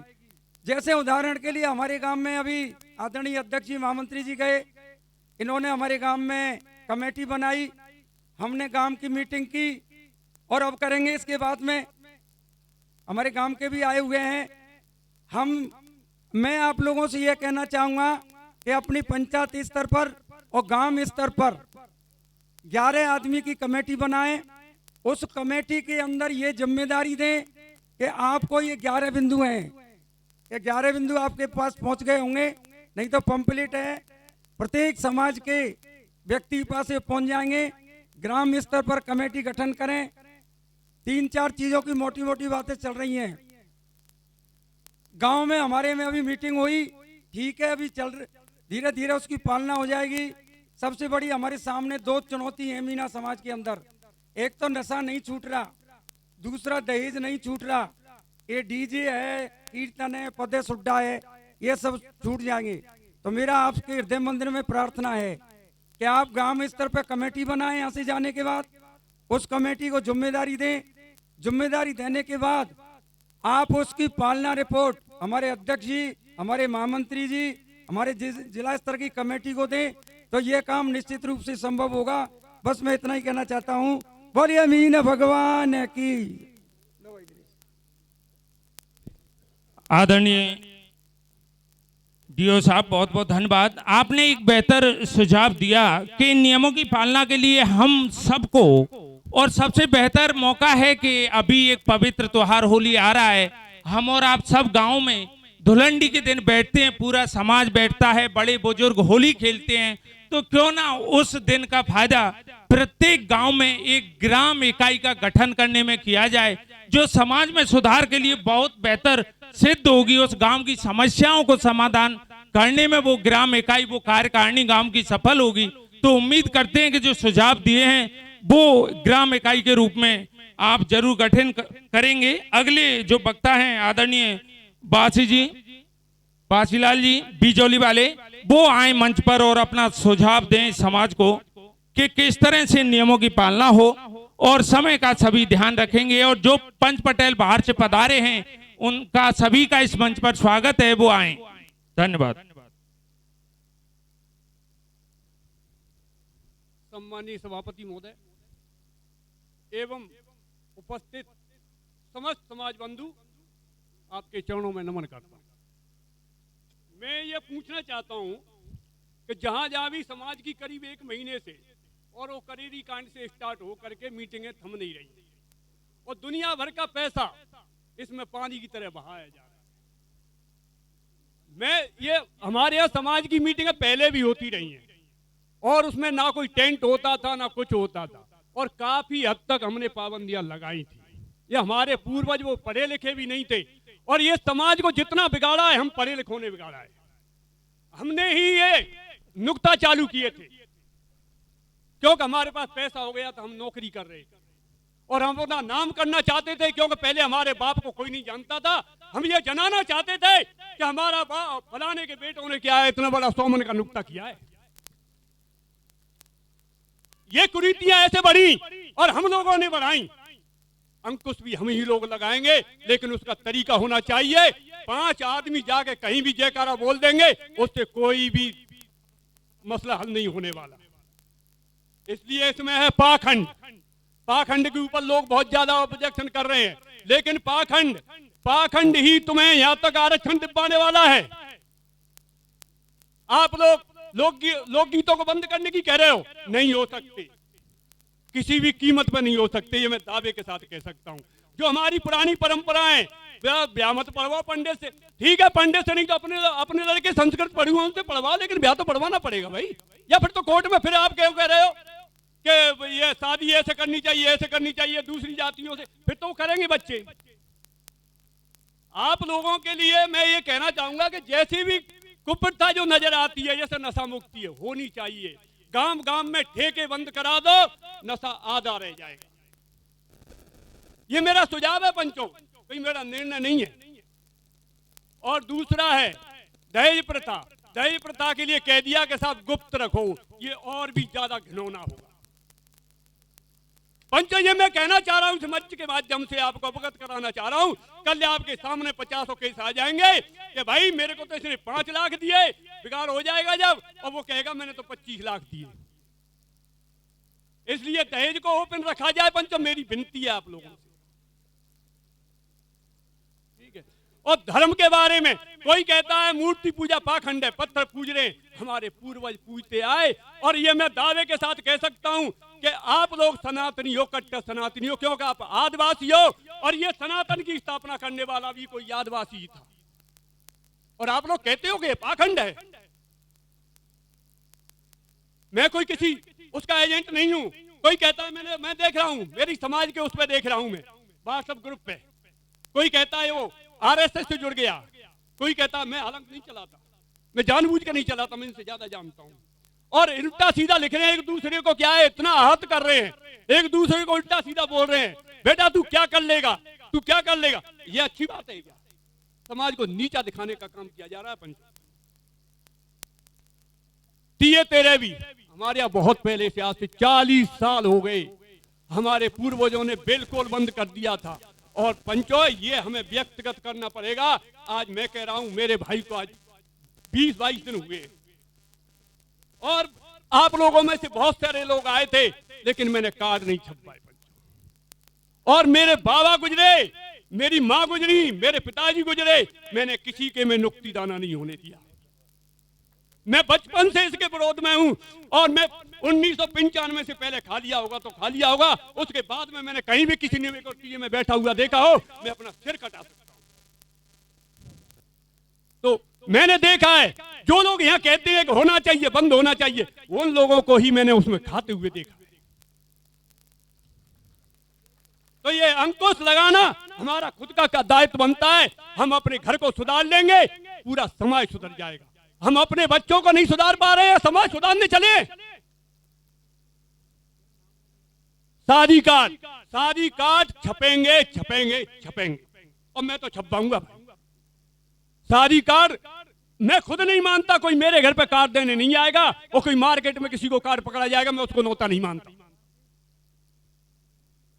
अरे शादी कार्ड मत छपवाओ, कौन सा तरीका है? अरे 13वीं के कार्ड मत छपवाओ, उसको तो तुम बंद नहीं कर रहे हो, और शादी के कार्ड बंद कर रहे हो। एक्सीडेंटों को कोई नहीं रोक सकता, आपकी तो क्या ताकत है, व्हीकल इतना बढ़ गया है, एक्सीडेंट होते आए होते रहेंगे। हम तो क्या दुनिया के हो रहे हैं, किस समाज के नहीं हो रहे हैं। और वो लोग ज्यादा मर रहे हैं जो दूसरी समाजों के। अभी कुंभ स्नान, कोई कहता है महाकालेश्वर को पूजते हैं। जी समय का ध्यान, भाई साहब समाज का ध्यान 1 मिनट और ले रहा हूँ बस। ये कह रहे हैं कि महाकालेश्वर बाबा को पूजते हैं। महाकालेश्वर बाबा हमारा इष्ट देव है, और उससे मनोकामनाएं पूर्ण होती हैं, वही लोग पूछते हैं। और ये जितने भी वो भागवतों करते हैं, पैसे वाले करते हैं, कोई गरीब नहीं करता। इसलिए इन पर रोक नहीं लगाई जाए पंचों, धार्मिक प्रवृत्ति पर रोक नहीं लगाई जाए, हमारी आस्था का सवाल है। जय हिंद, जय भारत। बहुत बहुत धन्यवाद आदरणीय वासी जी बिजोली। ये इनके व्यक्तिगत सुझाव थे, और इन महापंचायतों में इस तरह के सुझाव व्यक्ति आता है, अपने सुझाव देता है, समाज को उनको मानना ना मानना वो समाज के ऊपर निर्भर है। व्यक्तिगत सुझावों के लिए ये मंच प्रदान करता है, उनके दिल में क्या है, वो क्या सोचते हैं, वो सुझाव यहाँ रखें। आदरणीय ब्रजलाल जी मीणा, कस्टम अधिकारी, ग्राम खिदरपुर, तहसील गंगापुर सिटी, अगले वक्ता के रूप में आपका स्वागत है। और इस मंच से बोला गया शब्द उस व्यक्ति का व्यक्तिगत सुझाव है, वो इस पूरे मंच का, इस समाज की महापंचायत का फाइनल सुझाव नहीं है।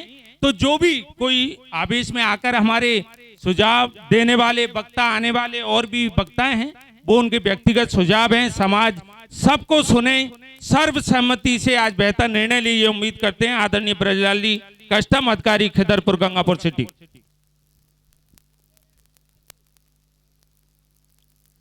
आदरणीय सम्माननीय अध्यक्ष महोदय, महासभा के सचिव महोदय एवं सभी पधारे हुए पंच पटेलगण, सबके चरणों में नमन।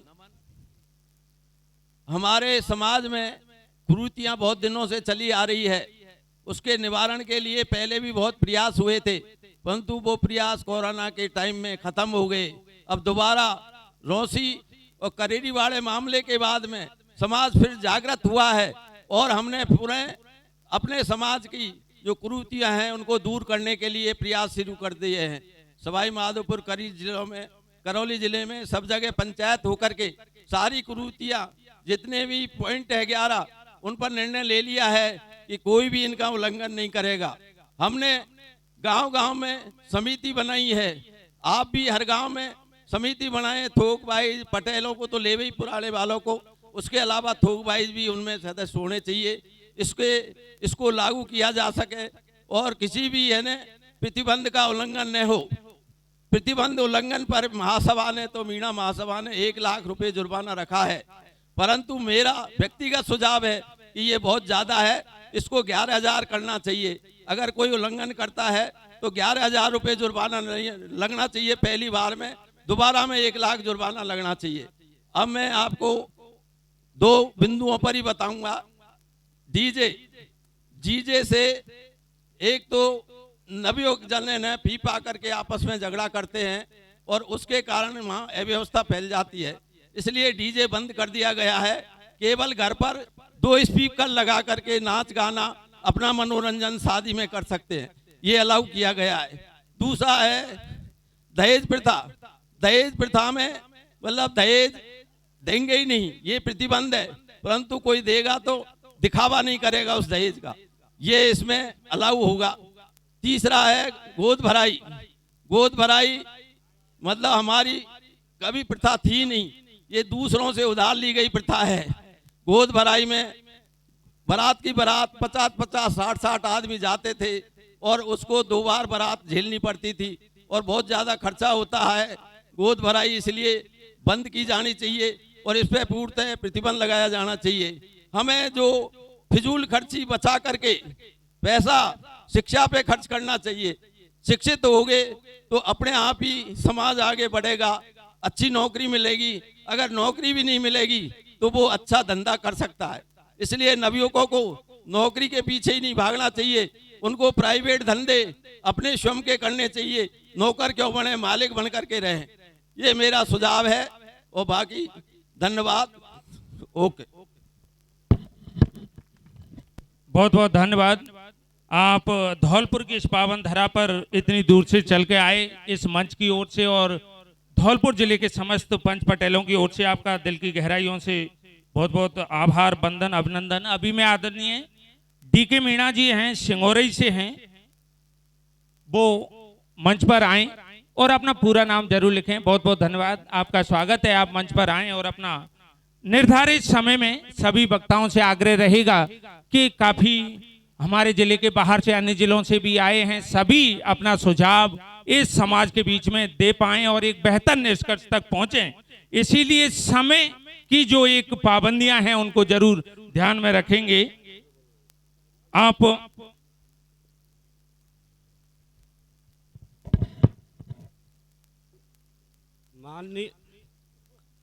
माननीय इस मीन भगवान के मंदिर पर ये समुद्र मंथन हो रहा है, ये हमारे मीणा समाज का। इसमें जो भाई जो ग्रहण करना चाहते हैं उसको ग्रहण करिए। तर्क वितर्क ना करें किसी के बातों पर, और जो आपको अच्छा लगे उसको ले जाइए, उसको फॉलो करिए, अन्यथा दूसरे से बहस ना करें किसी बात पर।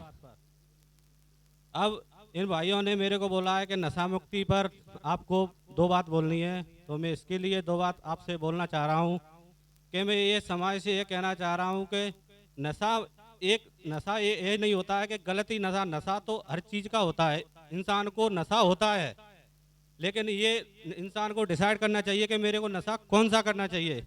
एक तो नशा होता है ऊंचाइयों को ले जाने का, समाज को आगे ले जाने का, अच्छाइयों का नशा होता है। एक ऊपर से दीवार को गिराने का नशा, ऐसे दारू है, ये नशा उससे अच्छी बनी हुई जिंदगी नीचे को चली जाती है इंसान की।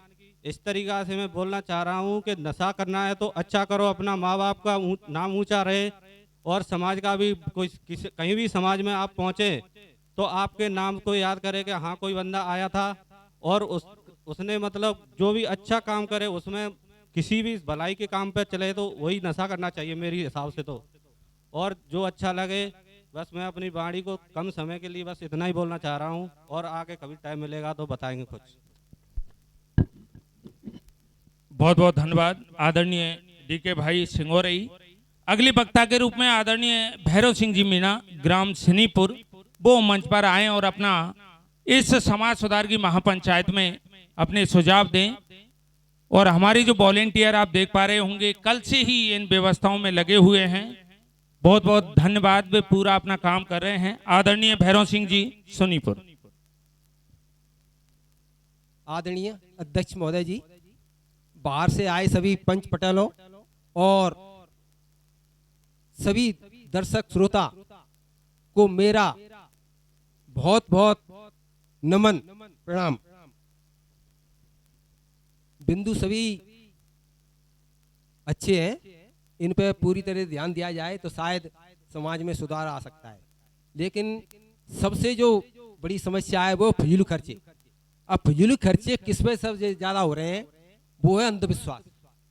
तो मैं इसी पर ज़्यादा चर्चा थोड़ा बोलना चाहूँगा।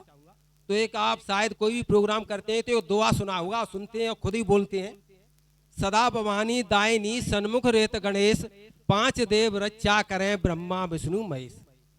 तो ये सब जो इस पर चल रही है हमारी जो व्यवस्था, ये सबसे बड़ा फिजूल खर्चा है। इसके आधार पर, इसकी तर्ज पर मैंने प्रयास किया है कि ऐसे कुछ जो 5 देवता हैं वो साक्षात हैं, जो पहले आप दुआ बोलते हैं वो किसी ने देखे ही नहीं है, और लेकिन उन्हीं पर आप लुट रहे हैं। और क्यों लुट रहे हैं साहब? क्योंकि ये व्यवस्था दूसरों की थोपी हुई है हमारे समाज पर। आप मेरे को बता सकते हैं हमारी समाज में से कोई व्यवस्था ऐसी है जो हमारे समाज उसको मान रहा है और हमारे समाज के लोगों ने हमको बताई है? ये दूसरे समाज की बताई हुई थोपी हुई व्यवस्था है। तो मैं भी अपने विचारों को थोपना नहीं चाहता हूँ, लेकिन इसी तर्ज पर एक दो आए, थोड़ा गहराई में ध्यान से सुनना। 7 भवानी अर्धांगिनी, ये अंधविश्वास पर आधारित है। 7 भवानी अर्धांगिनी, स्वयं विवेक सुखदेव, और 5 देव निज घर में रहे, माता पिता गुरु देव। ये 5 देवता जो मैंने बताया आपको शायद समझ में आ जाए, ये आपके घर में ही हैं और साक्षात हैं। इनको आपको कहीं पूजने की यानी ढोक देने की जाने की व्यवस्था नहीं है। तो ये देखना है आपको कि हमारे 5 देवता अपने घर में ही हैं, तो हम क्यों भटक रहे हैं इधर उधर, फालतू पैसा खर्च कर रहे हैं, लोग आपको लूट रहे हैं, आई समझ। और दूसरा है नशा। नशा तो आप सब जानते हैं, वैसे होगा दारू नशा। नशा एक शब्द है, उसी 2 अक्षर है नशा। नशा किस बात का है पता है आपको? वो है शान का, शान, और शान का उल्टा कर दो नशा, और उसी से क्या होता है? नाश होता है। तो शान पे एक दुनिया शान पे मरी है, तो शान को छोड़ दे और अपनी शान को बनाए। इसी तर्ज पे जो शमशान होती है नहीं, वहां सबकी शान समान हो जाती है, वहां नहीं रहती किसी की, इसीलिए उसका नाम शमशान रखा गया है। अब क्योंकि थोपी बात है, आपका घर में कोई बच्चा पढ़ जाए और कोई नई बात करे, अरे तू पढ़ गया, क्या बक रहा है तू? पंडित तो ऐसे बताते हैं, उनकी तो आपने मान ली, और आप अपने बच्चे की, आपने समाज में पढ़े लिखे विद्वान की कोई बात ही नहीं मान रहे। तो उनका तो धंधा था उस समय जो थोप दिया आपके ऊपर, उसको मान रहे हैं आप साहब। और दूसरा है स्वास्थ्य, पहला सुख निरोगी काया। तो स्वास्थ्य, शिक्षा और संस्कार ये होने चाहिए। तो ये कब आएगी? जब नशा को छोड़ देंगे, धूम्रपान को छोड़ देंगे। आप कहेंगे सब बीड़ी को नशा ही नहीं मानते हैं। मैं एक ऐसा बेकार आदमी हूं, अपने घर पे बीड़ी नहीं पीने देता हूं समय, जाके कभी परीक्षा ले लेना मेरी, मना कर देता हूं। कोई आ जाए, चाहे प्रेमी आ जाए, बड़ा आ जाए, कोई बड़े से बड़ा, मना कर देता हूं हाथ जोड़ के। दूसरा दहेज की बात साहब, मैं अपने विचार रख रहा हूं, ये तो आपकी मर्जी है साहब।